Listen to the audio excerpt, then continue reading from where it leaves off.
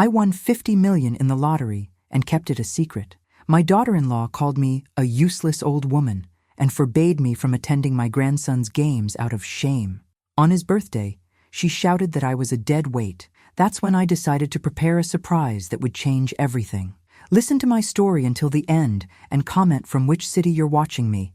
That way I can see how far my story has reached. My name is Margaret Thompson. I am 73 years old, and everything started when I won $50 million in the lottery 6 months ago. Nobody knows about it except me and the lottery officials who processed my claim. I chose to keep it absolutely secret, maintaining my life exactly as it was before that life-changing Wednesday evening when I checked my numbers for the 3rd time, my hands trembling as I realized every single digit matched. I continued living in my small 2-bedroom house on Maple Street, the same modest home where my late husband Robert and I raised our son Michael 35 years ago. The paint was peeling on the shutters, the front steps creaked with every footfall, and the kitchen faucet still dripped that familiar rhythm that had become the soundtrack of my quiet retirement. But now, instead of worrying about the electric bill or whether I could afford my prescription medications, I had a bank account that could solve every financial problem for generations to come.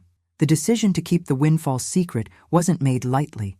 I had watched too many lottery winners on television talk shows, describing how the money destroyed their relationships, brought out the worst in people they loved, and ultimately left them lonelier than before their fortune arrived. I remembered my neighbor Dorothy from 3 houses down, who inherited a substantial sum from her sister 5 years ago.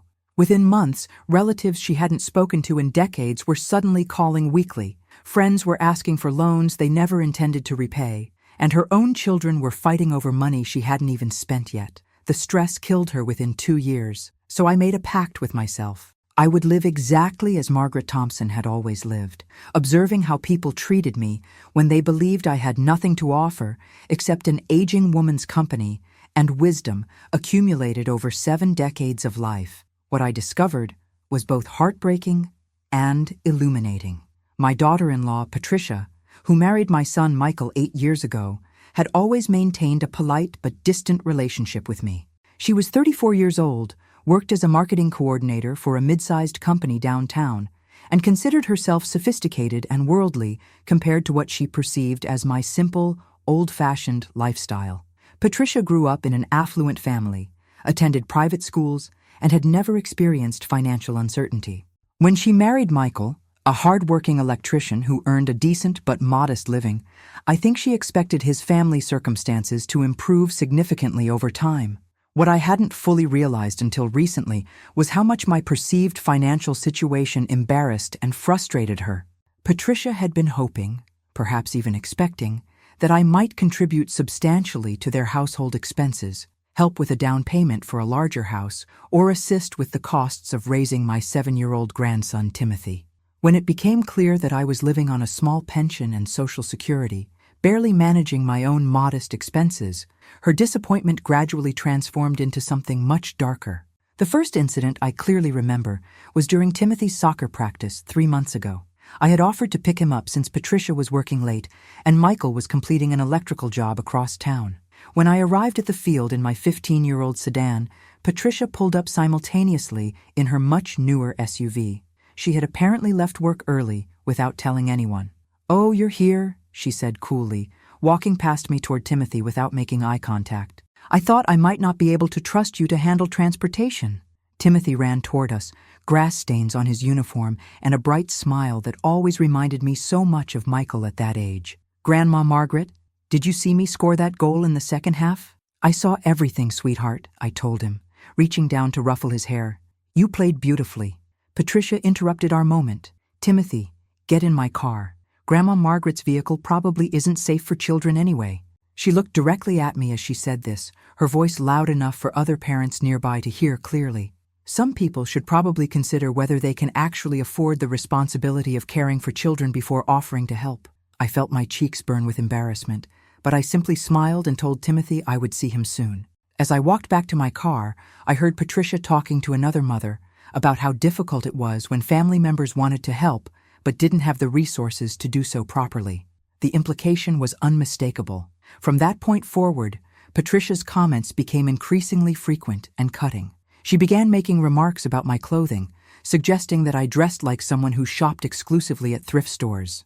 She criticized my small house whenever Michael brought Timothy for visits, wondering aloud how I could live in such cramped and outdated conditions. During family dinners at their house, she would make pointed observations about how expensive everything was becoming, from Timothy's school supplies to their mortgage payments, always followed by a meaningful look in my direction. The situation escalated significantly during Timothy's school play 2 months ago. The second-grade class was performing a simplified version of Peter Pan, and Timothy had been cast as one of the lost boys. I was tremendously excited to attend and had purchased a small bouquet of flowers for him afterward. I arrived early to secure a good seat and was delighted when several other grandparents recognized me and invited me to sit with them. Patricia and Michael arrived just before the performance began. Patricia was wearing an elegant navy blue dress that probably cost more than I spent on clothing in an entire year, and she carried herself with the confidence of someone accustomed to making a good impression. When she spotted me in the auditorium, her expression immediately soured. After the play concluded and we were gathering in the hallway to congratulate the children, Patricia approached me while Timothy was still changing out of his costume. Michael had gone to retrieve the car from the parking lot. "Margaret," she said, using my first name in a tone that somehow made it sound like an insult. "I need to speak with you about something important." I nodded, assuming she wanted to discuss upcoming plans for Timothy's birthday, or perhaps coordinate holiday schedule. Instead, she launched into a speech that left me speechless. "I've been thinking about this for a while, and I believe it would be better for everyone, especially Timothy, if you understood some boundaries regarding your involvement in our family activities." Patricia's voice was calm and measured, but her words cut deeply. "It's wonderful that you want to be an active grandmother, but Timothy is reaching an age where he's becoming aware of social differences. When he sees you at his school events, wearing those outdated clothes and carrying that ancient purse, it reflects on our family." I stood there holding Timothy's flowers, uncertain how to respond to such an unexpected attack. Patricia continued without waiting for any reply from me. "I know you probably can't help your financial situation at your age, but I think it might be more appropriate if you limited your public appearances with Timothy to smaller, more private family gatherings. Maybe we could arrange for you to see him at your house sometimes, rather than having you attend his school functions where other parents and children might notice." The implication that I was somehow an embarrassment to my own grandson felt like a physical blow. Before I could formulate any response, Timothy burst through the hallway doors, still glowing with excitement from his stage debut. "Grandma Margaret, did you like the play? Did you see when I remembered all my lines?" He threw his arms around my waist in an enthusiastic hug. "You were absolutely perfect, sweetheart," I managed to say, presenting him with the flowers and forcing a smile. "I was so proud of you." Patricia watched this exchange with barely concealed annoyance, and I realized that my mere presence was somehow ruining what should have been a celebratory family moment for her. When Michael returned and suggested we all go for ice cream to celebrate Timothy's performance, Patricia quickly declined, claiming she had early meetings the following morning and needed to get Timothy home for a bath and bedtime. As they prepared to leave, I overheard Patricia whisper to Michael, "We really need to discuss some family boundaries. This situation is becoming uncomfortable for everyone involved." I drove home that evening, feeling more isolated and hurt than I had experienced since Robert's death 4 years earlier. In the privacy of my small kitchen, I made myself a cup of tea and sat at the table where Robert and I had shared thousands of meals together. I found myself wondering what he would have advised in this situation. Robert had always been diplomatic and wise about family conflicts, somehow managing to smooth over disagreements before they escalated into lasting damage. The next few weeks brought additional incidents that made Patricia's feelings toward me increasingly clear. During Timothy's soccer game the following Saturday, she made sure to seat herself on the opposite side of the field from where I was watching. When I approached at halftime to say hello to Timothy and offer him a drink of water I had brought, Patricia intercepted me. "Timothy has everything he needs," she said firmly. "And I think it's better if he focuses on the game rather than getting distracted by visitors during breaks." The other parents around us certainly noticed this exchange, and I felt mortified by the public nature of her rejection. Timothy looked confused by his mother's intervention, but was quickly redirected back to his teammates for the second half of the game. After that incident, I began to notice how Patricia spoke about me to others when she thought I couldn't hear. During Timothy's birthday party planning discussion with other mothers at the school pickup line, she referred to me as Michael's mother, the one who lives in that tiny house on Maple Street. Her tone suggested that my modest living situation was somehow a character flaw rather than simply a circumstance of retirement on a limited income. The most painful incident occurred 3 weeks before Timothy's 8th birthday party. Michael had asked me to help with some decorations for the celebration, and I had enthusiastically agreed to assist with whatever they needed. I spent an entire afternoon creating hand-drawn signs and cutting out paper decorations, remembering similar parties I had organized for Michael when he was Timothy's age. The work brought back wonderful memories of childhood birthdays filled with homemade cakes, simple games, and the joy of family celebration. When I arrived at their house that evening to deliver the decorations, Patricia opened the front door and immediately frowned when she saw my contributions. "Oh, Margaret," she said, examining my carefully crafted paper decorations with obvious disappointment. "These are very homemade-looking, aren't they?" She held up one of the signs I had painted with watercolors, featuring a cheerful, "Happy Birthday Timothy" message surrounded by soccer balls and musical notes representing his 2 favorite activities. I was really hoping for something more sophisticated for the party. We've invited several families from Timothy's class, including some of the other parents from the school board and the neighborhood association. I think we need decorations that look more professional and polished. Patricia set my decorations aside and showed me a catalog of party supplies she had been browsing. I found these pre-made decoration sets that coordinate perfectly with the catering company's color scheme. They're quite expensive, but I think the investment is worth it for such an important milestone birthday.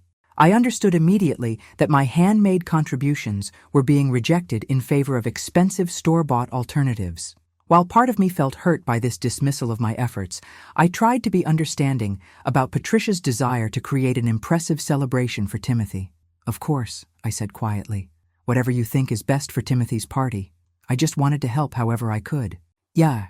Patricia's expression softened slightly, perhaps recognizing that her criticism had been unnecessarily harsh. "I appreciate the thought, Margaret, I really do. It's just that this particular party needs to make a certain impression on the other families. I'm sure you understand." I nodded and gathered up my rejected decorations, but as I was preparing to leave, I heard Patricia talking to Michael in the kitchen about party expenses and budget concerns. They were discussing the costs of catering, entertainment, and decorations, with Patricia expressing frustration about how expensive everything had become. "If your mother could contribute something meaningful to these celebrations, instead of showing up with arts and crafts projects, it might actually help with the financial burden," Patricia was saying. "But instead, we're carrying all the expenses ourselves while she participates in the benefits." This comment stung particularly deeply because it revealed Patricia's expectation that I should be contributing financially to Timothy's celebrations rather than contributing time, effort, and love through personal involvement. She seemed to value monetary contributions above personal engagement, measuring my worth as a grandmother primarily through my perceived ability to spend money on her planned events. The breaking point came on Timothy's birthday itself, exactly 1 month ago. The party was held in their backyard, with professional decorations, catered food, and entertainment provided by a hired clown who performed magic tricks and made balloon animals. I had purchased a modest gift for Timothy, a children's book about soccer strategies that I thought would combine his love of reading with his passion for sports. The book cost me nearly $40, which represented a significant expense from my monthly budget, but I wanted to give him something meaningful that showed I paid attention to his interests. When Timothy opened presents in front of all the guests, my book was clearly overshadowed by the expensive gifts from other attendees. Patricia's parents had given him a new bicycle. Other families contributed video games and electronic devices, and Patricia herself presented him with a professional soccer uniform from his favorite team. My book seemed small and insignificant by comparison, though Timothy appeared genuinely pleased and thanked me enthusiastically. After the present opening ceremony concluded, Patricia began organizing party games and activities for the children. I had positioned myself near the patio table where I could watch the festivities while staying out of the way of the organized entertainment. Several other grandparents were similarly situated, and we were enjoying conversation about our grandchildren's accomplishments and milestones. Mrs. Henderson, whose grandson was in Timothy's class, mentioned how wonderful it was to see 3 generations of families celebrating together. She commented on how lucky Timothy was to have such an involved grandmother who attended his school events and birthday parties. "Oh, that's very kind of you to say," I replied, feeling genuinely appreciated for the first time that afternoon. Mrs. Henderson continued, "It's becoming so rare to see extended families staying close these days. Many grandparents seem too busy or too far away to participate regularly in their grandchildren's lives." Before I could respond, Patricia appeared at our table with a pitcher of lemonade, apparently refilling glasses, but clearly having overheard our conversation. "Well," Patricia said with a forced smile, "some grandparents are more capable of meaningful participation than others. Margaret certainly tries to help, though her contributions are somewhat limited by her circumstances." Mrs. Henderson looked confused by this response, clearly uncertain what Patricia meant by limited circumstances. I felt my face flush with embarrassment as I realized Patricia was using this social situation to publicly diminish my role in Timothy's life. "Margaret's involvement is always well-intentioned," Patricia continued, her voice carrying across several nearby conversations. "But at her age, and with her financial limitations, there's only so much she can realistically contribute to Timothy's activities and development." The implication that my age and financial situation somehow restricted my ability to be a good grandmother was mortifying.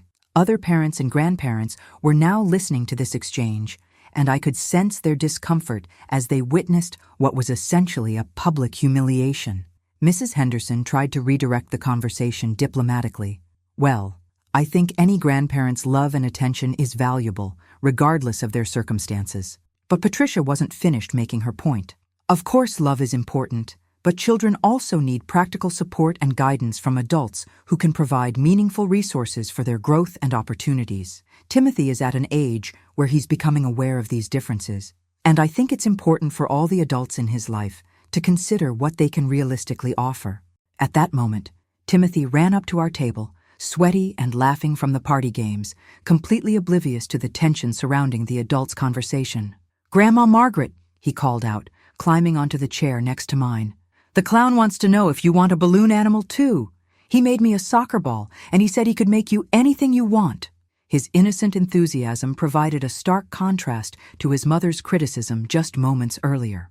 I smiled and told him I would love a balloon animal, grateful for his interruption of such an uncomfortable situation.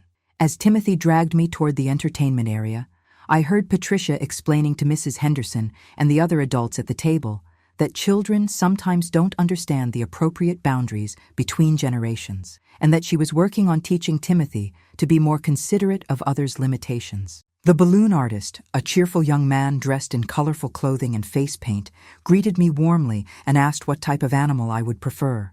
Timothy suggested a dog since he knew I had been considering getting a pet for companionship. As the entertainer twisted and shaped the balloon into a small dachshund, Timothy chattered excitedly about the party, his gifts, and his hopes for the upcoming school year. "Grandma Margaret," he said suddenly, his voice becoming more serious, "why does Mom always seem upset when you come to my parties and games?" The question caught me completely off guard. I had hoped that the adult tensions remained hidden from Timothy, but apparently children are more observant than we often realize. "What makes you think Mom is upset, sweetheart?" I asked carefully, not wanting to influence his perceptions or create conflict. "She always gets that look on her face when you're around, like when I forget to clean up my toys or when Dad leaves his work boots in the wrong place," Timothy explained, with the straightforward honesty that children possess. "And she talks to other people about you in that voice she uses when she's complaining about things." I felt heartbroken that Timothy had noticed his mother's behavior toward me and was concerned about it. No 7-year-old should have to worry about family tensions or feel caught between adults who should be providing him with security and stability. "Sometimes adults have complicated feelings that don't really have anything to do with you," I told him, trying to provide reassurance without criticizing his mother. "The most important thing is that lots of people love you very much, including Mom and Dad and me." Timothy nodded thoughtfully, then brightened as he spotted his father approaching with a camera to capture the balloon animal creation process. "Dad, look at Grandma's balloon dog. Isn't it awesome?" Michael smiled and took several photos of Timothy and me with our matching balloon animals. For a moment, It felt like the simple family celebration I had hoped the party would be. But as we walked back toward the main party area, I noticed Patricia watching us with clear disapproval. When Michael suggested gathering everyone for a group photograph to commemorate Timothy's 8th birthday, Patricia quickly organized the positioning to place me at the far edge of the group, partially hidden behind other attendees. Later that evening, after most of the guests had departed and I was preparing to leave, Patricia approached me in the kitchen, where I was helping to pack away leftover food. "Margaret," she said, her voice carrying a tone of forced patience, "I think we should discuss Timothy's upcoming school year and some expectations about family involvement." I set down the container I had been sealing and gave her my full attention, though I had a sinking feeling about the direction this conversation would take. Timothy is going into 3rd grade, which means his academic and social activities are becoming more sophisticated and competitive, Patricia continued. "I've enrolled him in several after-school programs, including advanced mathematics, piano lessons, and a travel soccer league that competes with teams from surrounding areas." She paused, seemingly waiting for me to acknowledge the impressive scope of Timothy's scheduled activities. "That sounds wonderful," I said genuinely. "Timothy is such a bright and talented boy. I'm sure he'll excel in all those programs."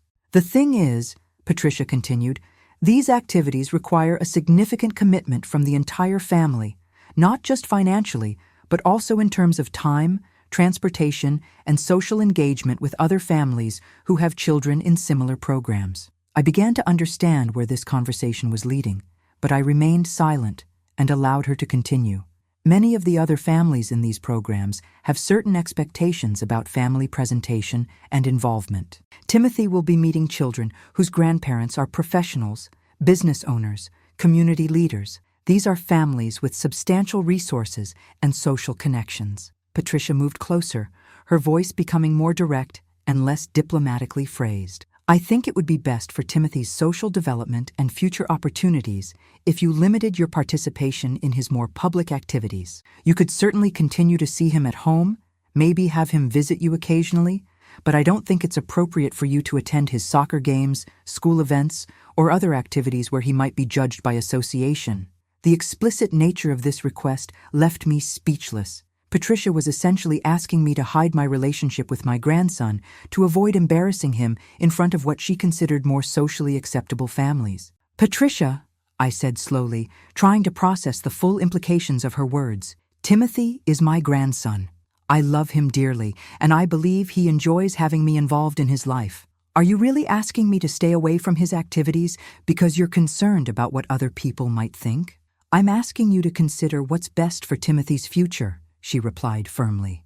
"Children can be cruel about differences they notice, and parents make judgments about families based on all kinds of factors. Timothy deserves every advantage we can provide, and that includes presenting our family in the most positive light possible."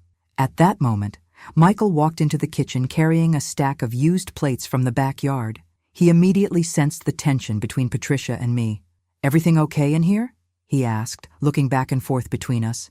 Patricia answered before I could speak. "I was just discussing some scheduling considerations with your mother about Timothy's fall activities." Michael nodded absently, clearly focused on party cleanup rather than the details of our conversation. "Mom, thanks so much for coming today. Timothy always loves having you at his celebrations." His genuine warmth provided such a contrast to Patricia's cold calculation that I felt tears threatening to form in my eyes. I quickly gathered my purse and the small container of leftover cake that Patricia had offered earlier.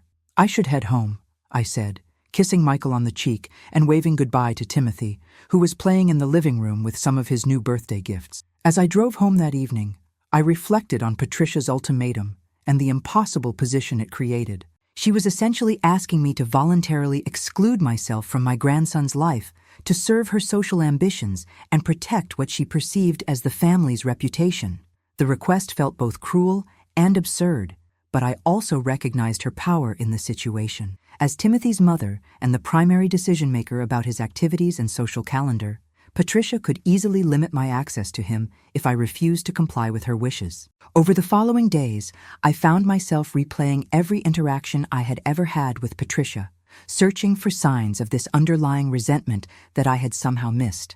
I realized that her criticism and coldness had been building gradually over months, perhaps even years, but I had attributed it to normal adjustment difficulties between in-laws rather than recognizing it as a systematic campaign to exclude me from the family. The most painful aspect was realizing how my perceived poverty had become a source of shame for her. Patricia seemed to believe that my modest lifestyle reflected poorly on her own status and aspirations. In her worldview, family members were expected to contribute to the overall family image and social standing. My failure to meet those expectations made me a liability rather than an asset. I spent sleepless nights wondering whether I should reveal my lottery winnings to change Patricia's perception of my value to the family. The irony was almost overwhelming. I possessed the financial resources she seemed to believe were lacking, but her treatment of me when she thought I was poor revealed something about her character that was deeply troubling. If I disclosed my wealth, would Patricia's behavior toward me change because she suddenly viewed me as useful rather than embarrassing? Would her newfound respect be genuine, or would it simply be a calculated response to my changed financial circumstances? And what would such a revelation teach Timothy about the importance of money versus the value of family relationships and unconditional love? These questions consumed my thoughts for weeks following Timothy's birthday party. I continued my quiet routine of grocery shopping, reading, gardening, and maintaining my small house, but every mundane activity was colored by the knowledge that I could transform my entire lifestyle with a single phone call to my financial advisor. I had invested the lottery winnings conservatively, working with a reputable firm that specialized in managing substantial inheritances and lottery prizes. The money was generating impressive returns even in conservative investments, and I could easily afford a larger house, a new car, extensive travel, or any other lifestyle changes I might desire. But more than that, I could afford to be generous with my family in ways that might completely alter our relationship dynamics. The temptation to use my secret wealth to solve the immediate problem with Patricia was significant. I could purchase an expensive gift for Timothy that would demonstrate my financial capability, or I could offer to contribute substantially to his educational expenses or family activities. Such gestures would likely earn Patricia's immediate approval and respect, resolving the current conflict quickly and definitively. But something about that approach felt fundamentally wrong. If I bought Patricia's acceptance through displays of wealth, what would prevent her from treating other people with similar dismissive cruelty when she perceived them as financially inferior? What kind of lesson would Timothy learn about the basis of family relationships and respect for elders? More importantly, I realized I wanted to understand who Patricia truly was when she believed she held all the power in our relationship. Her behavior toward someone she perceived as vulnerable and financially dependent revealed aspects of her character that might otherwise remain hidden. If she could treat her husband's elderly mother with such calculated cruelty, how might she treat others who couldn't defend themselves or who lacked social and economic power? 2 weeks after Timothy's birthday party, the situation escalated beyond anything I could have anticipated. Patricia had apparently been building her case with Michael about the need to establish boundaries regarding my involvement with Timothy, and she had finally convinced him to have a serious conversation with me about reducing my participation in their family activities. Michael called me on a Tuesday evening, his voice sounding strained and uncomfortable. "Mom, could you come over tomorrow night? Patricia and I would like to discuss some things about Timothy's schedule and how we can all work together to support his development." I agreed immediately, though the formal tone of his request filled me with dread. This was clearly not going to be a casual conversation about scheduling soccer practices or planning future visits. When I arrived at their house the following evening, Patricia had prepared what appeared to be a formal presentation. She had printed out Timothy's academic schedule, his extracurricular activity calendar, and what looked like a budget breakdown of associated costs. Michael sat at the kitchen table, looking distinctly uncomfortable, while Patricia had organized her papers like a business meeting agenda. "Margaret," Patricia began, using the same cold formality she had employed at Timothy's birthday party, "we've been doing some serious thinking about Timothy's development and the kind of support system he needs as he grows older." She gestured toward her organized documents as if they represented scientific evidence supporting her arguments. "As you can see from his schedule, Timothy's academic and social commitments are becoming quite demanding.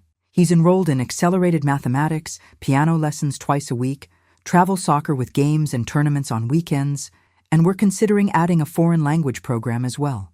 I nodded, genuinely impressed by Timothy's busy schedule, but uncertain where this presentation was leading. The families involved in these programs represent a certain level of educational and social commitment, Patricia continued. Timothy will be building friendships and connections that could benefit him throughout his academic career and beyond. Michael shifted uncomfortably in his chair, but remained silent as Patricia continued her prepared remarks. We've realized that Timothy's success in these environments requires consistent family presentation and support. The other families expect certain standards of involvement and contribution from all family members. Patricia paused and looked directly at me with an expression I could only describe as coldly sympathetic.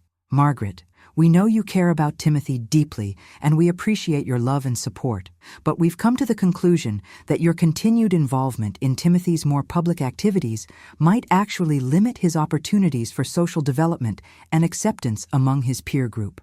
The euphemistic language couldn't disguise the brutal directness of her message. She was formally requesting that I remove myself from my grandson's life to avoid embarrassing him and the family. "What exactly are you asking me to do?" I said quietly, though I was certain I already understood.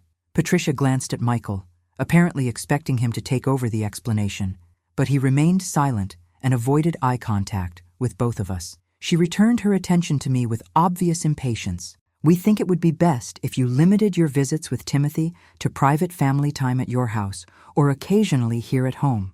We don't think it's appropriate for you to attend his soccer games, school events, or social activities where other families will be present." The clinical tone of her presentation made the cruelty seem almost reasonable, as if this were simply a practical decision based on Timothy's best interests rather than Patricia's embarrassment about my perceived social and economic inadequacy.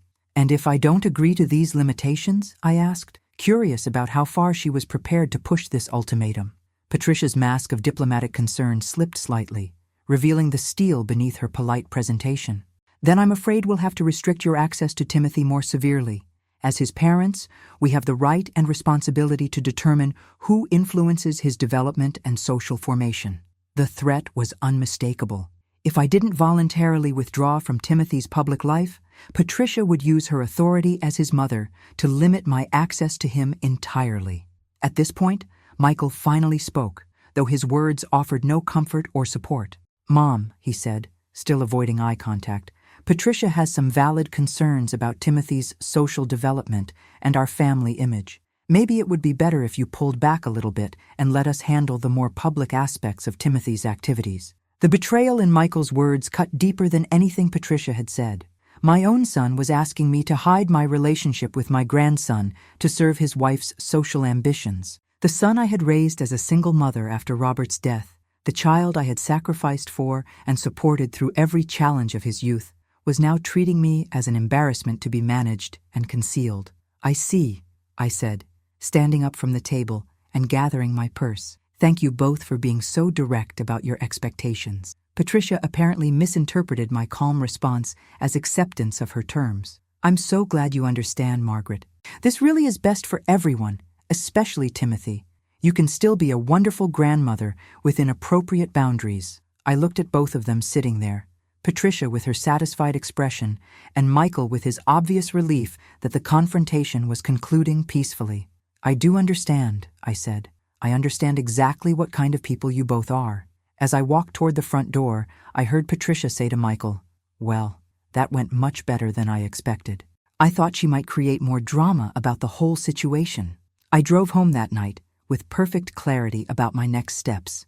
For 6 months, I had maintained my secret fortune while observing how people treated Margaret Thompson, the perceived poor elderly woman. The experiment had revealed truths about my family that I never could have learned any other way. Patricia had shown herself to be cruel, calculating, and fundamentally materialistic. She valued social status and financial resources above family relationships and basic human decency. Given the opportunity to demonstrate kindness and respect toward someone she perceived as vulnerable, she had instead chosen to exercise power in the most hurtful way possible. Michael had revealed himself to be weak and easily manipulated, willing to abandon his own mother to maintain peace in his marriage and support his wife's social climbing aspirations. The son I thought I had raised to value loyalty and compassion had instead chosen comfort and convenience over family bonds.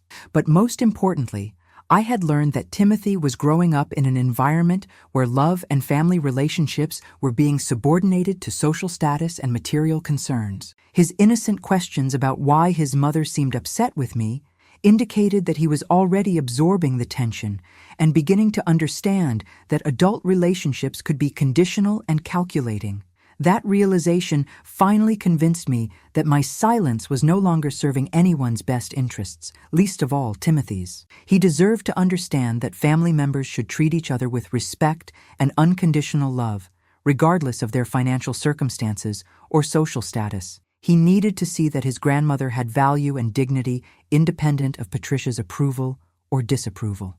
I spent the next week planning exactly how I would reveal my secret in a way that would have the maximum educational impact for everyone involved, particularly Timothy. I wanted the revelation to demonstrate important lessons about assumptions, material versus personal values, and the consequences of treating people poorly based on perceived social or economic status. My financial advisor helped me arrange several large purchases and gestures that would make my changed circumstances unmistakably clear. I bought a beautiful new house in the most desirable neighborhood in town, 3 streets away from where Patricia had always dreamed of living. I purchased a new luxury car and arranged for substantial charitable contributions to Timothy's school and soccer league, contributions that would be publicly recognized and acknowledged. But the centerpiece of my plan was Timothy's surprise. I arranged to establish a substantial college fund in his name, enough to pay for undergraduate and graduate education at any university he might choose to attend.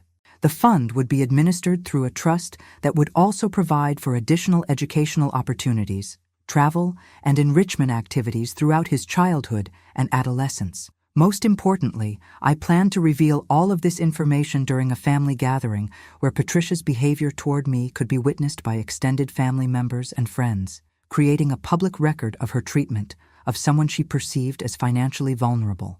I scheduled a dinner party at my new house for the following Saturday, inviting Michael and Patricia's family, as well as several other relatives, neighbors, and family friends.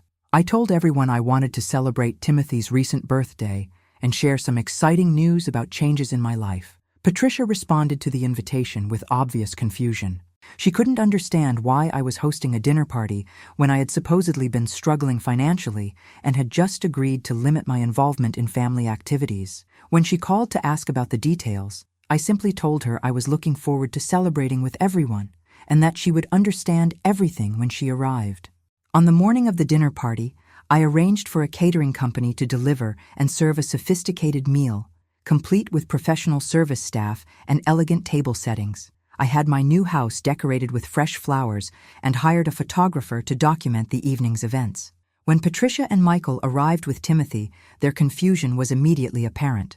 Patricia had clearly expected to find me preparing a simple meal in my modest kitchen, not greeting guests in an elegantly appointed new home with professional catering and service. "Margaret," Patricia said, looking around the spacious living room with obvious bewilderment. "What is all this? Whose house is this?" "This is my new home," I replied cheerfully. "I hope you like it." "Timothy, would you like to see your new favorite room?" Timothy was gazing around with the wide-eyed wonder of a 7-year-old seeing something completely unexpected. "Grandma Margaret, is this really your house? It's huge." I took his hand and led him toward a room I had specifically designed as a space where he could play, read, and spend time whenever he visited. The room contained a large collection of books, games, art supplies, and sports equipment, as well as comfortable furniture scaled for a child his size. "This is your special room," I told him. "Whenever you come to visit Grandma, this is your space to do whatever you enjoy most." Timothy explored the room with growing excitement, discovering books about soccer, art materials for drawing and painting, and games he had mentioned wanting to try. While he investigated his new domain, I returned to the living room where Patricia and Michael were trying to process the dramatic change in my circumstances. "Margaret," Michael said, his voice filled with confusion and something that might have been concern, "how did you afford all this? What's happened?" Before I could answer, other guests began arriving, including my neighbors Dorothy and Robert Henderson, Patricia's parents James and Susan, and several family friends who had known Timothy since his birth. As everyone gathered in the living room, the contrast between my new elegant lifestyle and Patricia's previous assumptions about my financial situation became increasingly obvious to everyone present. Patricia kept shooting confused glances at Michael, clearly trying to understand how I had suddenly acquired the resources for such a dramatic lifestyle change. I could see her mentally calculating the cost of everything around her, from the catered dinner to the professional flower arrangements to the obvious expense of the house itself. During cocktails before dinner, Patricia's father James approached me with obvious curiosity about my new circumstances. James was a successful attorney who had always been polite but somewhat dismissive toward me, apparently sharing his daughter's assumption that I was financially struggling and socially irrelevant. "Margaret," he said, accepting a glass of wine from one of the serving staff, "this is quite a lovely home. Have you recently moved here?" "Yes, I just purchased it last week," I replied pleasantly. I decided it was time for a change in my living situation. James looked puzzled by this explanation. "Forgive me for asking, but didn't Patricia mention that you were living on a rather limited fixed income? Real estate in this neighborhood is quite expensive." His question was loud enough for several nearby guests to hear, including Patricia herself, who immediately moved closer to listen to my response. "Oh, my income situation has changed quite significantly recently," I said with a smile that I hoped conveyed appropriate mystery. "I'll be explaining everything to the family during dinner." Patricia's expression had shifted from confusion to something approaching alarm. She clearly realized that some major development had occurred without her knowledge, and her inability to control or predict the situation was obviously causing her considerable anxiety. During dinner, I waited until everyone had been served and the conversation had settled into a comfortable rhythm before standing to address the gathering. "Thank you all so much for joining me tonight," I began, looking around the table at the faces of family and friends who had been part of my life for decades. "I asked you here because I wanted to share some wonderful news and celebrate some important changes in my life." Timothy, who was sitting between his parents, looked up at me with bright anticipation. Whatever announcement I was planning, he was clearly excited to be part of whatever surprise was coming. "6 months ago," I continued, "I experienced something that completely changed my life. I won $50 million in the state lottery." The silence that followed this announcement was absolute. Every person at the table sat frozen, apparently uncertain they had heard correctly. Patricia was the first to speak, her voice barely above a whisper. $50 million? "Yes," I confirmed cheerfully. After taxes, it came to just over $32 million. "I've been working with financial advisors to invest it conservatively, and I'm pleased to say it's been performing quite well." The transformation in Patricia's expression was fascinating to observe. Within seconds, she progressed from shock to confusion to what appeared to be calculating assessment of this new information's implications for her relationship with me. Michael looked completely stunned, as if he couldn't process the fundamental contradiction between my secret wealth and the modest lifestyle I had maintained throughout the past 6 months. "Mom," he said slowly, "why didn't you tell us? Why did you keep living in that little house and driving that old car if you won the lottery 6 months ago?"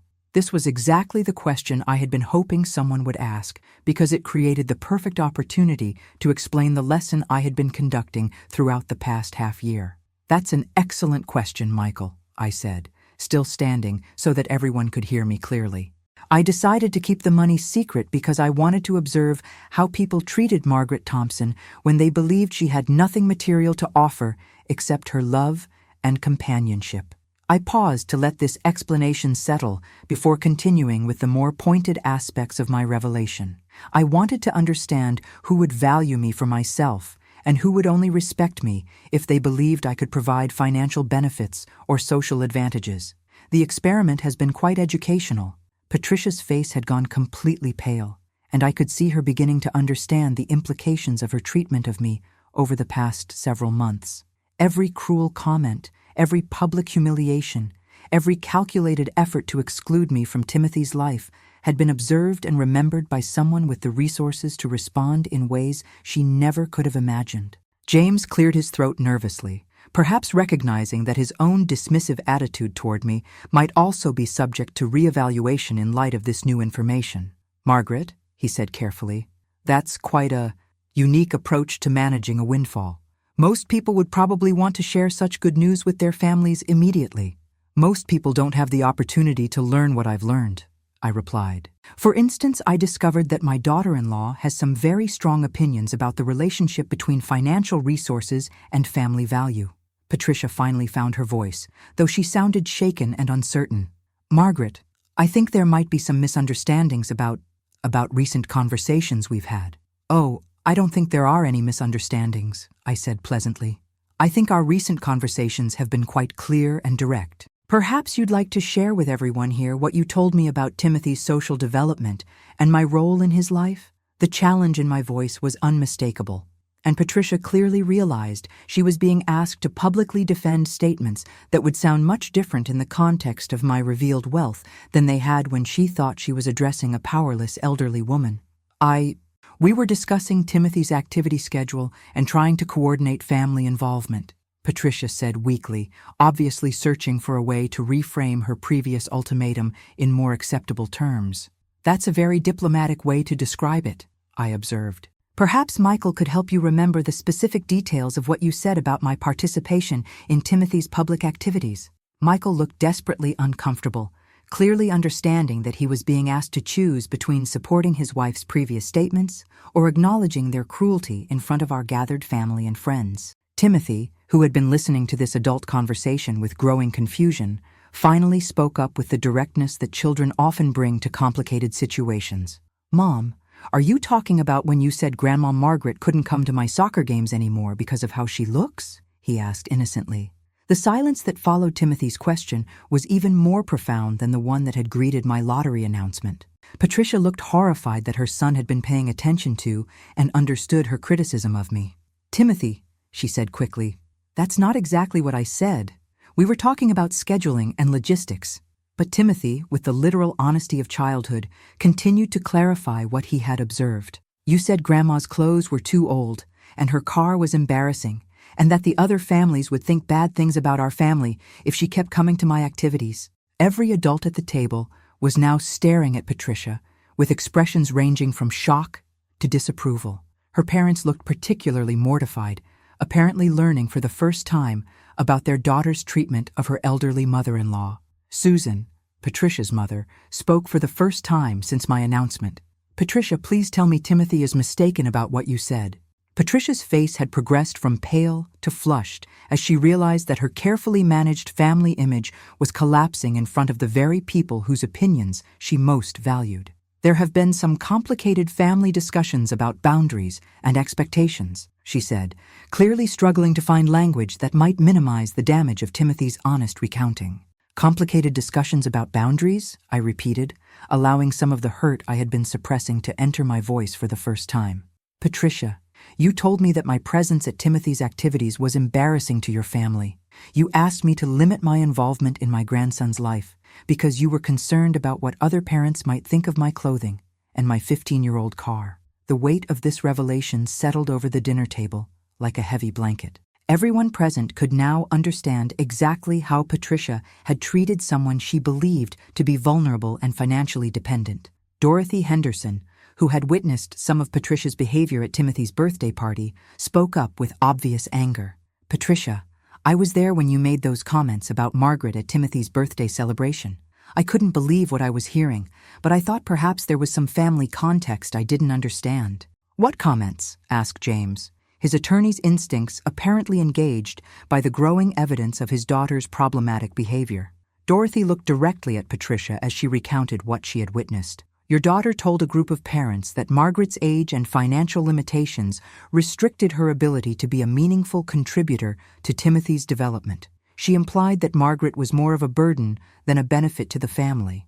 The gathering was now in complete silence, except for the soft sounds of Timothy playing with his food, apparently lost in his own thoughts while the adults processed this information. James turned to his daughter with an expression I had never seen before, a mixture of disappointment and professional assessment that suggested he was evaluating her character with the same critical analysis he might apply to a witness whose testimony had been revealed as unreliable.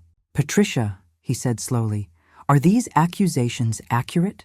Did you really ask Michael's mother to absent herself from her grandson's activities because you were embarrassed by her appearance and perceived financial situation?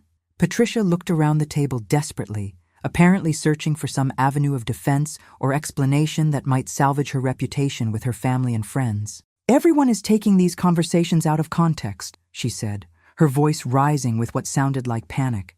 Timothy's social development is important, and sometimes families have to make difficult decisions about presentation and involvement. Presentation, repeated Susan, Patricia's mother, with obvious disgust. You're talking about your husband's mother, not some stranger who wandered into Timothy's activities uninvited. I decided this was the appropriate moment to reveal the additional preparations I had made for this evening's revelations. Actually, I said, I think this might be a good time to share some of the other changes I've made recently. I walked to the sideboard where I had placed several official-looking documents, returning to the table with papers that represented the financial arrangements I had made for Timothy's future. Timothy, I said, kneeling beside his chair so we were at eye level, Grandma has some very special news for you. He looked at me with the trusting attention that children give to adults they love and respect. You know how you want to go to college someday, and maybe study to become a soccer coach or a teacher? I asked him. He nodded enthusiastically, his eyes bright with interest. Well, Grandma has set up a special account that will pay for all of your education from now until you finish college and even graduate school if you want to continue studying. I handed him a certificate that represented the trust fund, though I knew he was too young to fully understand its implications. The account has enough money to pay for the very best schools in the country, plus summer programs, tutoring, sports camps, travel opportunities, and anything else you might need for your education and development. Timothy examined the certificate with obvious excitement, though I suspected he was more impressed by the official appearance of the document than by his understanding of its financial significance. Does this mean I can go to any school I want? He asked. Any school in the world, I confirmed. And you'll never have to worry about whether your family can afford the best education and opportunities. As Timothy absorbed this information with the straightforward acceptance that children bring to unexpected good fortune, I turned my attention to the adults whose calculations were clearly operating on a much more complex level. Patricia was staring at the trust fund certificate with an expression that combined awe, regret, and what appeared to be growing panic as she realized the full implications of her treatment of someone with such substantial resources. Michael looked stunned by the revelation that his mother had been secretly wealthy throughout the months when he had worried about her financial security and had ultimately supported his wife's request to limit her involvement in their family activities. "Mom," he said, his voice filled with what sounded like remorse, "I can't believe you've been dealing with all this alone.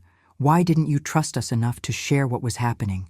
The question gave me the opportunity to address the fundamental issue that had driven my 6-month experiment in secret wealth. "Michael," I said gently, "I did trust you, but I wanted to understand what that trust was based on.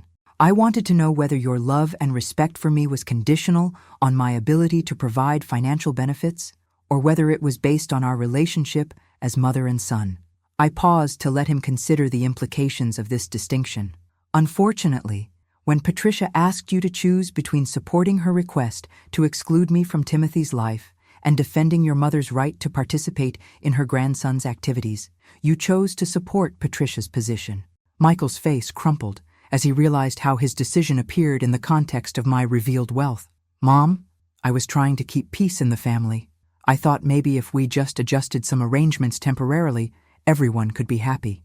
But you didn't consider whether I would be happy," I pointed out. "You were willing to sacrifice my relationship with Timothy to maintain Patricia's comfort and social aspirations." The pain in Michael's expression suggested he was beginning to understand the deeper implications of his choice, beyond the immediate embarrassment of learning about my secret fortune.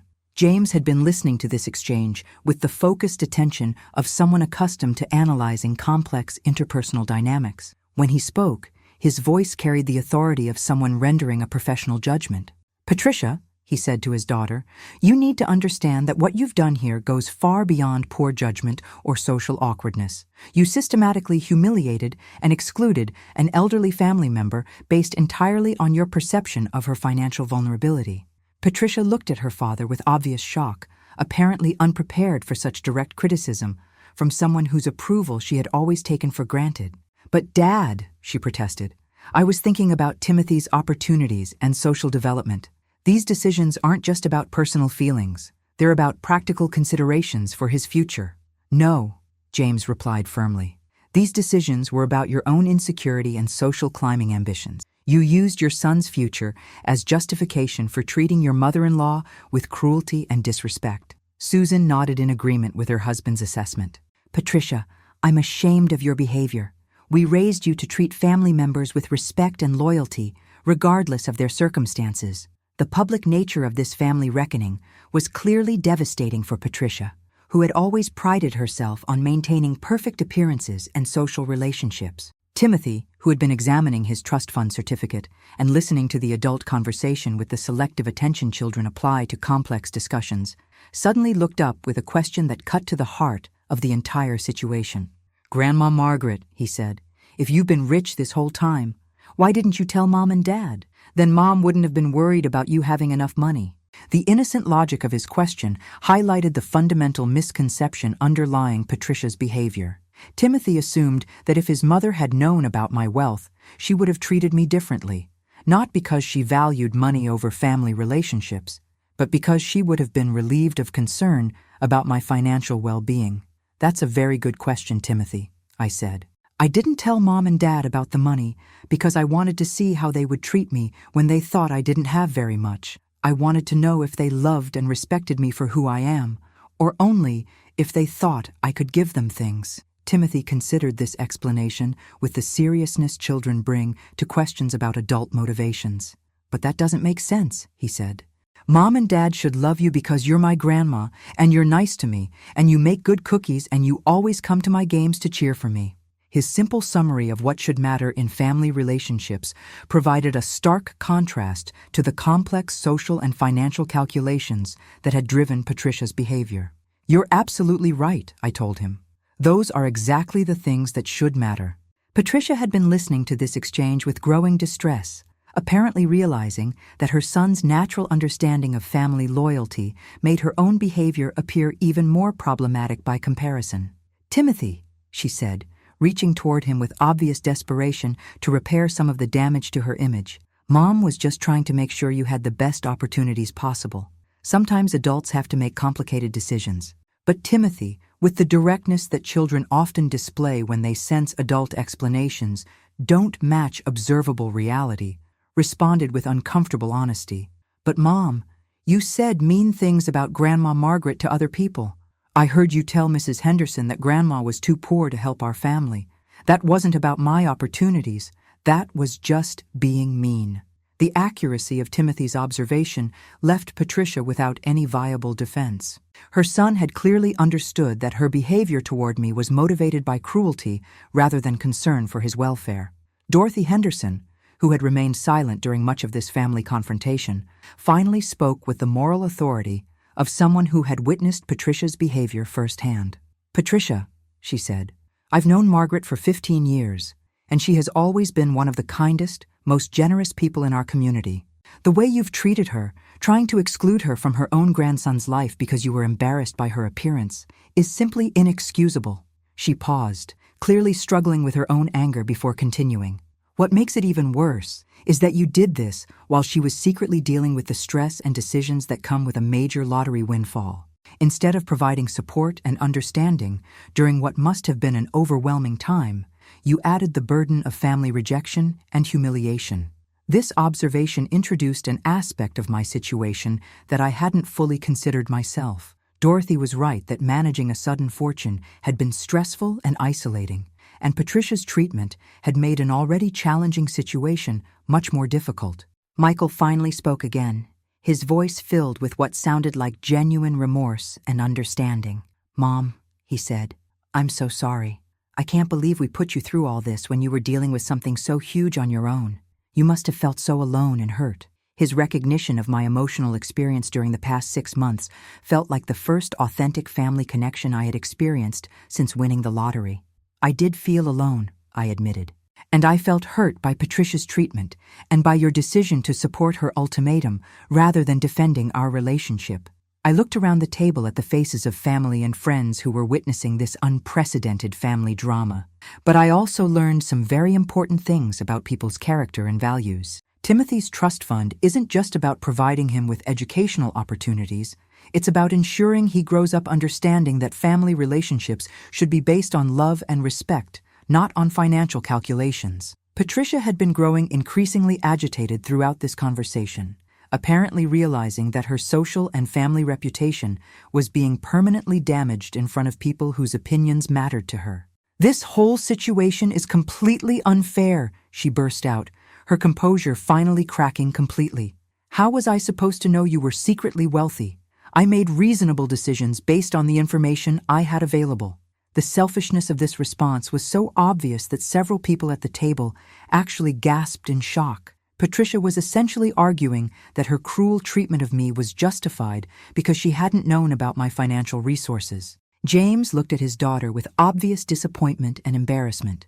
"Patricia, the issue isn't whether Margaret had money or not. The issue is that you treated an elderly family member with disrespect and cruelty because you thought she was vulnerable and couldn't defend herself," Susan added.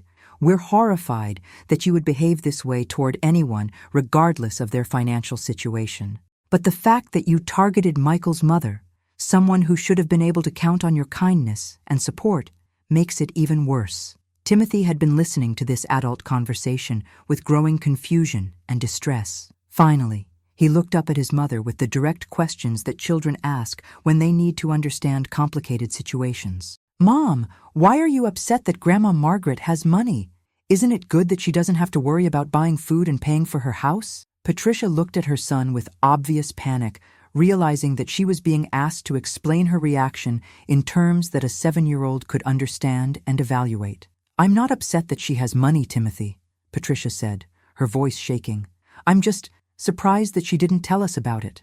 But Timothy, with the logical consistency that children apply to adult explanations, pressed for clarification.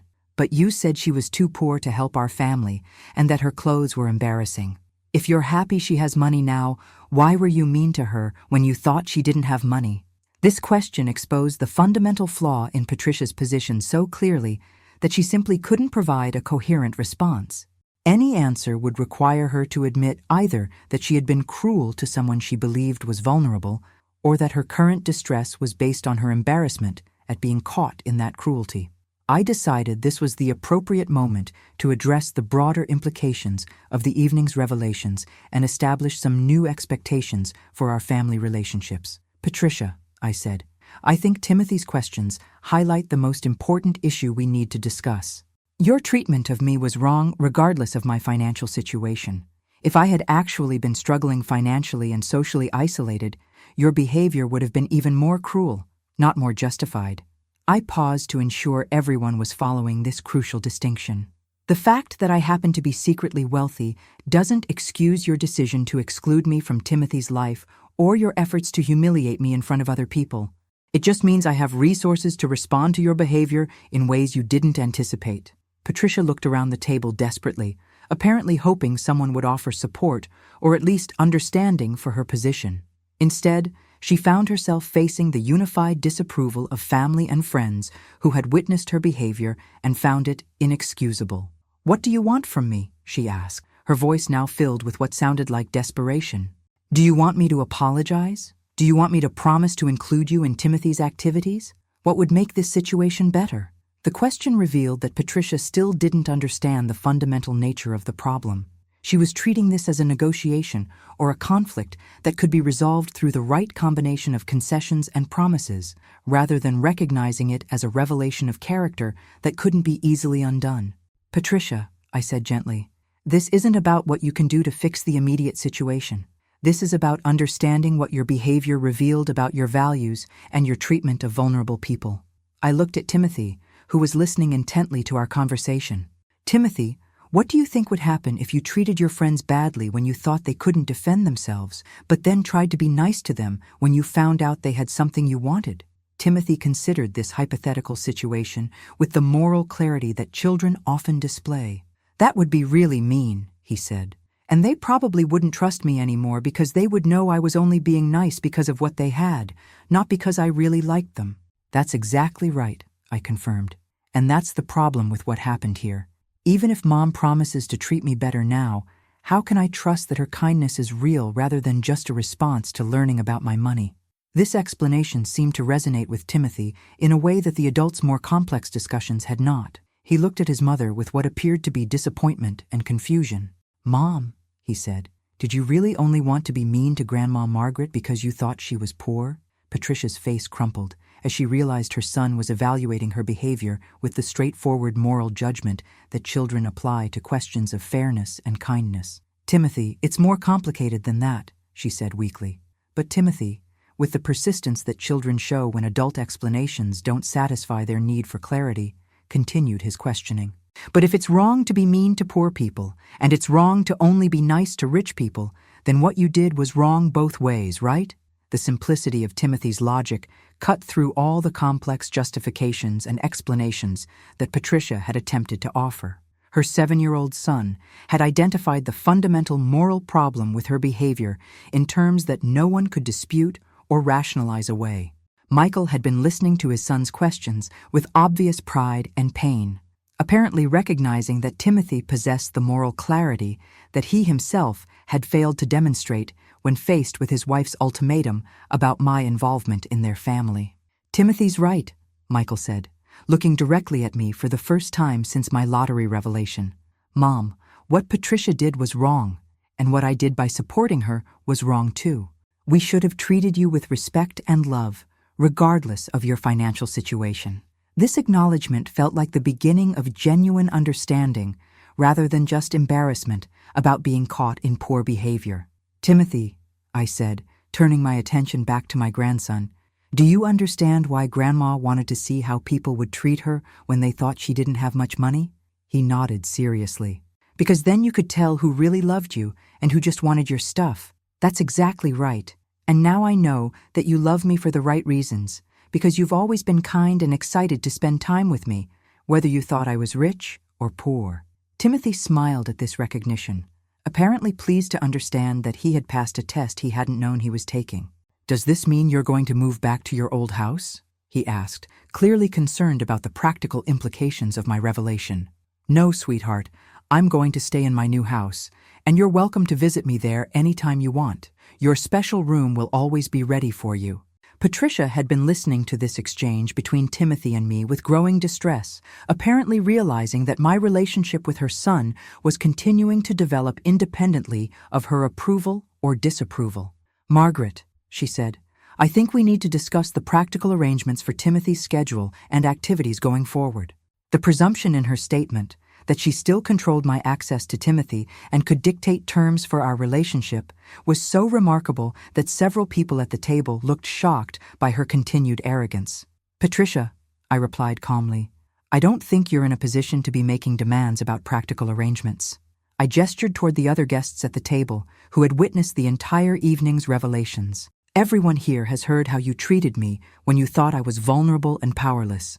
Everyone has seen how you've responded to learning about my actual circumstances. I think it's fair to say that your credibility regarding family relationships and moral judgments has been rather thoroughly undermined." James nodded in agreement with this assessment.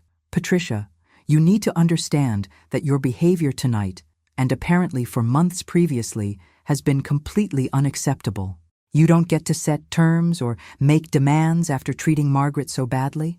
Susan added, "We're mortified by your actions, and we think you owe Margaret a profound apology, not negotiations about future arrangements." But I was no longer interested in Patricia's apologies, which would inevitably be motivated by her recognition of my wealth rather than by genuine remorse for her cruelty towards someone she had perceived as defenseless. "Actually," I said, "I'm not particularly interested in apologies at this point. What I'm interested in is ensuring that Timothy grows up understanding the difference between conditional and unconditional love, and between respect based on personal worth and respect based on financial resources." I looked around the table at the assembled family and friends. Timothy will be spending significantly more time with me going forward. His trust fund comes with provisions for educational enrichment, travel opportunities, and cultural experiences that will broaden his understanding of the world. He'll be exposed to people from many different backgrounds and economic circumstances, and he'll learn to value character and kindness over wealth and social status. Patricia's face had gone pale again as she realized the implications of this announcement. I was essentially declaring my intention to take a much larger role in Timothy's upbringing, with the financial resources to provide opportunities that would compete with or supersede her own plans for his development. "You can't just unilaterally decide to change Timothy's upbringing," she protested. "Michael and I are his parents, and we have the right to determine his activities and influences." "Of course you do," I agreed pleasantly. "But Timothy also has a grandmother who loves him and who now has substantial resources to provide for his welfare and development. I'm not planning to undermine your parental authority, but I am planning to be a much more significant presence in his life than you previously wanted to allow." Michael had been listening to this exchange with obvious concern about the potential for escalating conflict between his wife and his mother. "Mom," he said carefully, "I think we all want what's best for Timothy. Maybe we could work together to plan his activities and opportunities rather than creating competing influences." This suggestion revealed that Michael still didn't fully understand the fundamental nature of what had been revealed about his wife's character and values. "Michael," I said gently, "the problem isn't about competing plans for Timothy's activities. The problem is that Patricia has demonstrated that her love and respect for family members is conditional on their ability to provide social and financial benefits." I looked directly at Patricia as I continued. "I don't trust Patricia's judgment about what's best for Timothy, because her decisions are based on social status and material considerations rather than on genuine care for his emotional and moral development." This statement represented the first time I had explicitly declared my loss of confidence in Patricia as a parent and family member, and its implications were clearly devastating for her. "That's not fair," she said, her voice rising with emotion. "I've been a good mother to Timothy. I've provided him with excellent educational opportunities, extracurricular activities, and social experiences." "You've provided him with expensive opportunities," I corrected. "But you've also modeled behavior that teaches him to value people based on their financial resources and to treat vulnerable people with disrespect and cruelty." Timothy had been listening to this adult conversation with growing concern, apparently sensing that the discussion was moving beyond his understanding, but recognizing that it involved important decisions about his future. "Are you and Mom fighting about me?" he asked, looking back and forth between Patricia and me with obvious worry. This innocent question reminded everyone at the table that our family drama was taking place in front of a 7-year-old who didn't deserve to be caught in the middle of adult conflicts and moral reckonings. "No, sweetheart," I said, kneeling beside his chair again. "We're not fighting about you. We're having grown-up discussions about how to make sure you have the best possible life with lots of love and opportunities." "Mom, but everyone seems upset," Timothy observed, with the emotional sensitivity that children often display toward adult tensions. "Sometimes adults have to have difficult conversations about important things," I explained. "But the most important thing for you to remember is that Grandma loves you very much, and Mom and Dad love you very much, and we all want you to be happy and successful." Patricia looked at me with obvious gratitude for not involving Timothy more deeply in our conflict, and I realized this might be an opportunity to begin establishing some basic ground rules for our future interactions. "Patricia," I said, "I think we need to have a private conversation about expectations and boundaries going forward. This discussion has become too complex and adult for Timothy to be involved in." She nodded quickly, apparently relieved by the suggestion that we remove our disagreement from the public forum of the dinner party. "Michael," I continued, "perhaps you could take Timothy to explore his new room while Patricia and I have a brief discussion. Everyone else, please help yourselves to dessert and coffee in the living room." As the other guests moved toward the more comfortable seating area and Michael guided Timothy toward his special room, Patricia and I remained at the dining table for what I knew would be a crucial conversation about the future of our family relationships. "Patricia," I began, "I want to be very clear about something. My lottery winnings have given me financial resources, but they haven't changed my fundamental character or values. I'm still the same person who was worthy of respect and kindness 6 months ago, regardless of my bank account." Patricia nodded, though her expression suggested she was still struggling to process the dramatic reversal in our relative positions of power and influence. "The difference now is that I have the resources to ensure Timothy receives the kind of moral education and character development that I believe are essential for his future happiness and success. I paused to ensure she was following my reasoning. Your treatment of me has revealed that you value social status and financial resources above family loyalty and basic human decency. Those are not the values I want Timothy to absorb as he grows up. Patricia finally spoke, her voice subdued but carrying a note of defensiveness. Margaret, I think you're being unfair about my motivations and intentions. I was trying to help Timothy succeed in competitive social and academic environments. Those environments do have certain expectations and standards. Patricia, I replied, you told me that Timothy would be embarrassed by my appearance at his activities. You suggested that my presence would limit his opportunities for social acceptance and development. You asked me to hide my relationship with my grandson to serve your social ambitions. The directness of this summary seemed to deflate her remaining attempts at rationalization. That wasn't about social ambitions, she said weakly.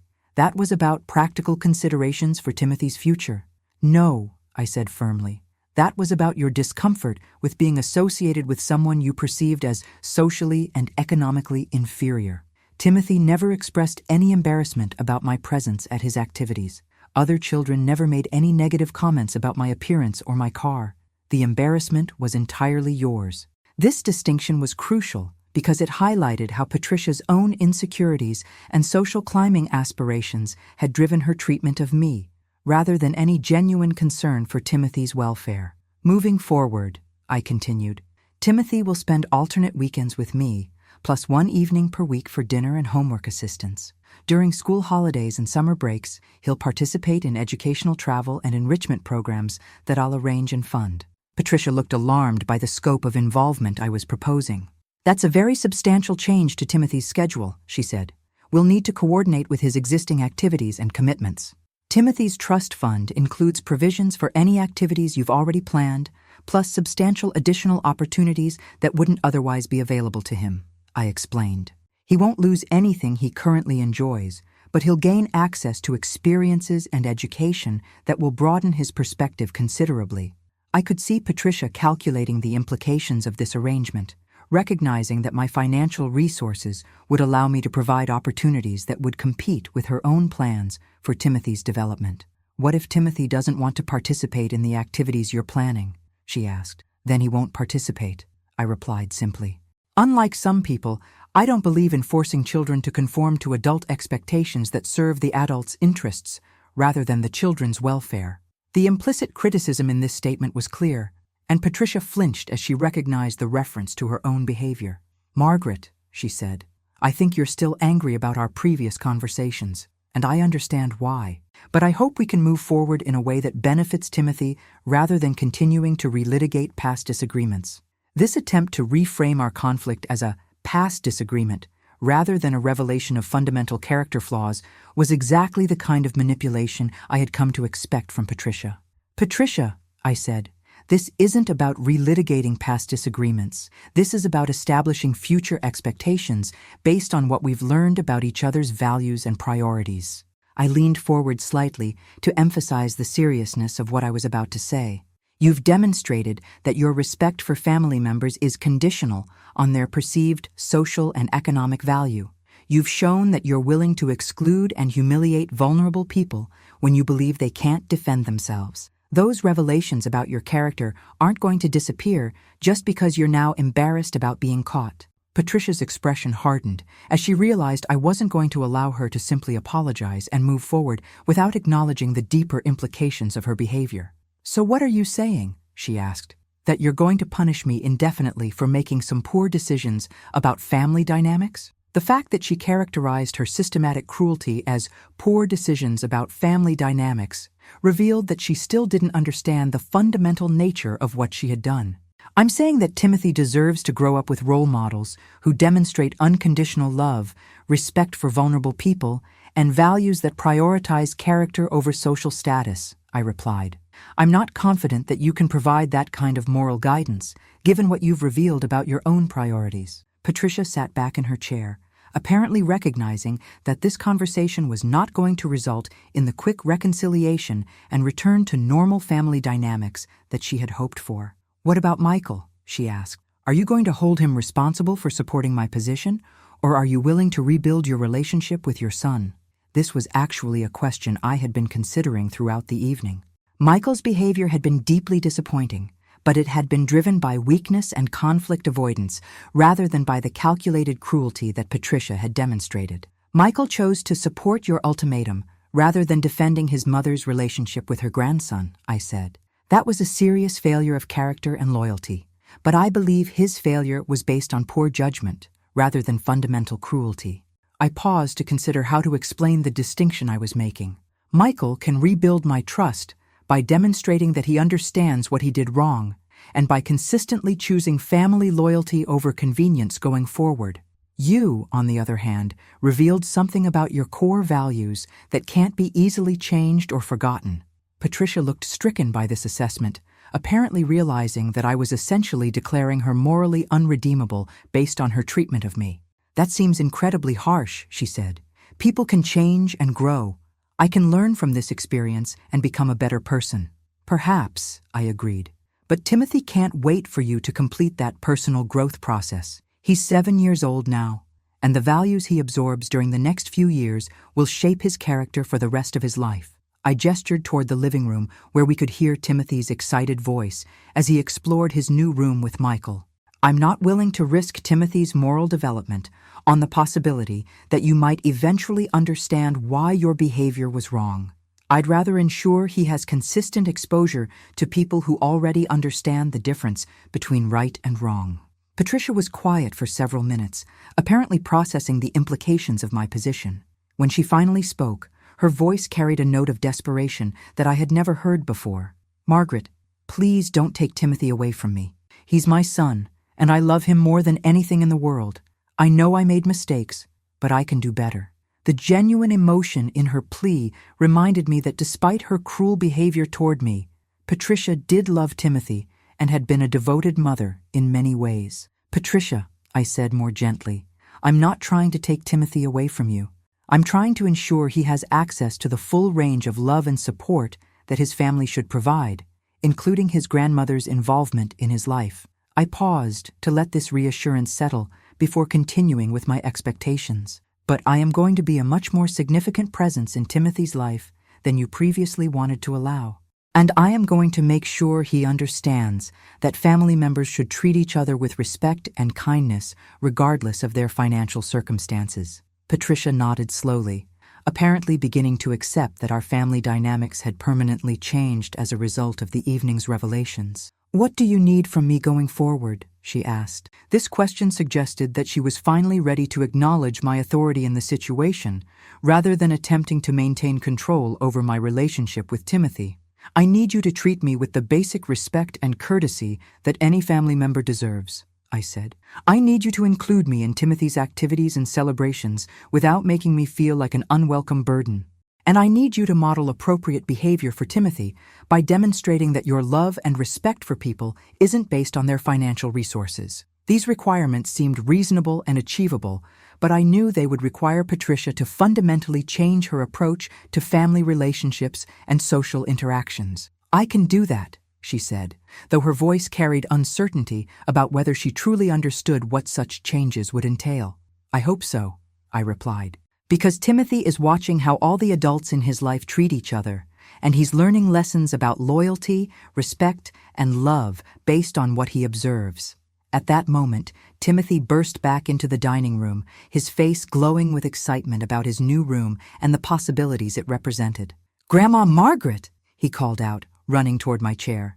"Dad showed me the computer you got for me, and the art supplies, and all the books about soccer and science." His enthusiasm was infectious, and I felt my heart swell with joy at his happiness. "I'm so glad you like everything, sweetheart," I said, gathering him into a hug.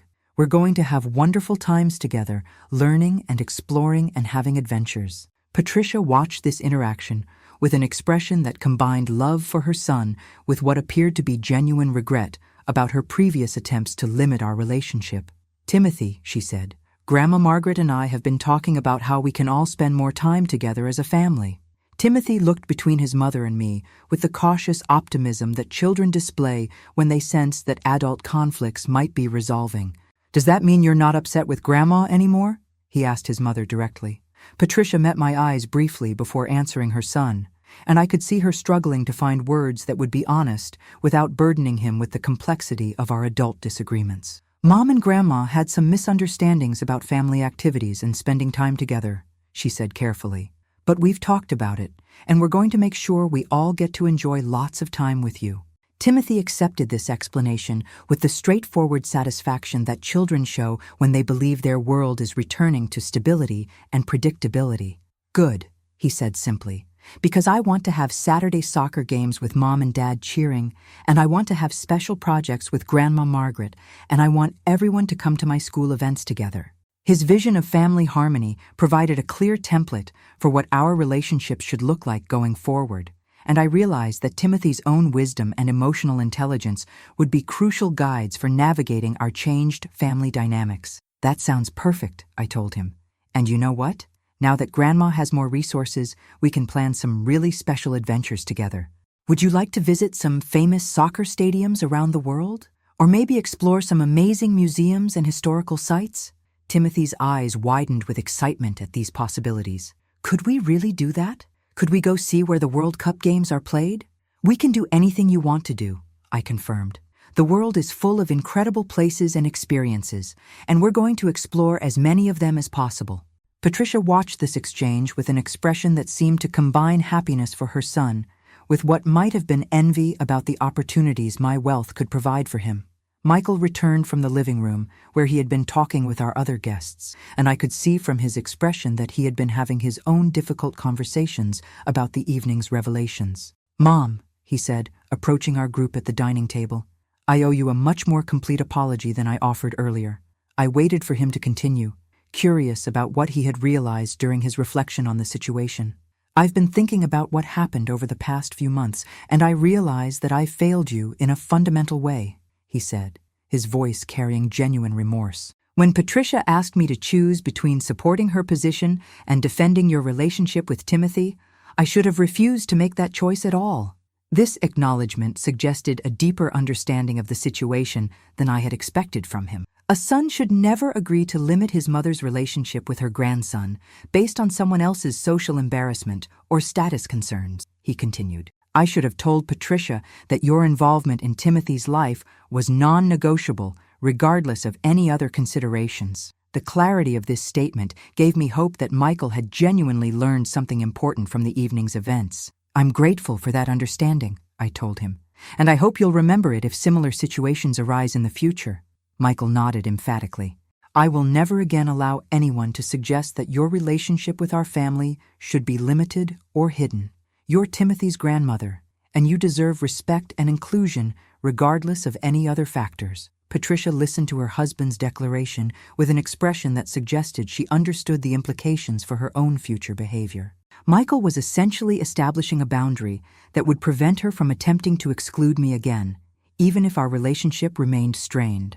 Timothy had been listening to these adult conversations with the selective attention that children apply to complex discussions, but he clearly understood that important decisions were being made about his family relationships. "So everyone is going to be nice to each other now?" he asked, with the hopeful directness that children bring to conflict resolution. "Everyone is going to treat each other with respect and kindness," I confirmed. "And we're all going to make sure you have lots of love and support from your whole family." Timothy smiled with satisfaction, apparently confident that the adult world had returned to the stability and predictability he needed for his own security and happiness. Over the following hours, as our other guests gradually departed and the immediate drama of the evening's revelations settled into a new normal, I found myself reflecting on the lessons of my 6-month experiment with secret wealth. The lottery winnings had provided me with financial security and the resources to create opportunities for Timothy that I never could have imagined before. But more importantly, they had revealed truths about my family relationships that would have remained hidden if I had immediately disclosed my good fortune. Patricia had shown herself to be someone who valued social status and financial resources above family loyalty and basic human decency. Her treatment of me when she believed I was vulnerable had revealed aspects of her character that would have significant implications for Timothy's moral development if left unchecked. Michael had demonstrated weakness and conflict avoidance, but also the capacity for genuine remorse and growth. His willingness to acknowledge his failures and commit to different behavior in the future suggested that our relationship could be rebuilt on a stronger foundation. Most importantly, Timothy had revealed himself to be a child with natural wisdom, emotional intelligence, and moral clarity that would serve him well throughout his life. His instinctive understanding of fairness, loyalty, and unconditional love provided hope that he would grow up with strong character regardless of the adult complications surrounding him. As I prepared to drive home that evening, I realized that my lottery experiment had been successful beyond my original intentions. I had not only learned important truths about my family's values and priorities, but I had also established a new foundation for relationships that would serve Timothy's best interests throughout his childhood and beyond. The money would certainly provide wonderful opportunities for travel, education, and experiences that would enrich Timothy's life. But the more valuable gift was the knowledge that his grandmother would always love and support him unconditionally, and that family relationships should be based on character and love rather than social status and financial calculations. In the end, the $50 million had been less important than the priceless education in human nature that the secret had made possible. Timothy would grow up understanding both the possibilities that resources could create and the values that should guide their use. As I drove through the quiet streets toward my new house, I felt genuinely grateful for both the lottery windfall and the difficult lessons it had enabled me to learn. Tomorrow would begin a new chapter in our family story, one based on honesty, respect, and the kind of unconditional love that every child deserves from the adults who claim to care about their welfare. The secret was finally over, but the real adventure of using my resources to create a better life for Timothy and stronger family relationships was just beginning. And unlike the lottery numbers that had changed my financial circumstances, this new foundation was built on values and love that no external circumstances could ever take away.